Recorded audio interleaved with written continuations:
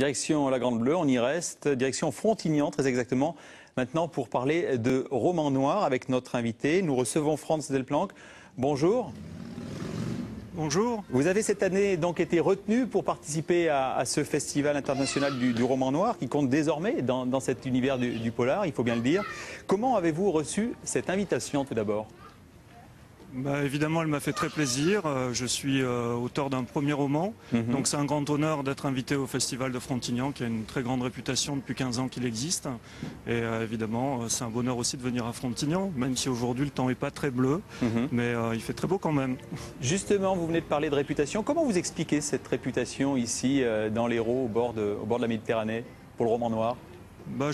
Je pense qu'en fait sa réputation est due au fait qu'il a beaucoup de sens, il donne beaucoup de sens à l'invitation des auteurs. Je crois que les auteurs sont à la fois bien reçus, mais ils sont aussi là pour traiter d'un sujet. Alors cette année c'est un sujet sur rien de moins que le polar peut-il sauver le monde. Il y a des idées dans ce festival. Oui, vaste sujet, je ne sais pas comment on va l'aborder, mais aussi sujet à traiter sous l'angle évidemment de l'humour, d'un peu de dérision.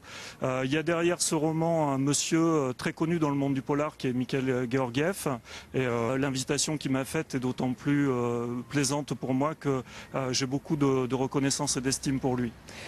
Votre premier roman, vous venez d'en parler, du son sur les murs, pardon, a reçu du son, oui effectivement, attention, il y a un jeu de mots, du son sur les murs a reçu un très bel accueil.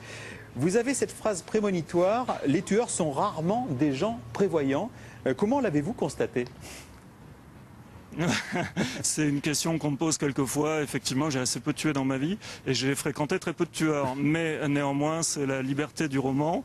En fait, je suis parti sur cette phrase, je pense, sous influence parce que c'était une époque où se discutait beaucoup la question des retraites.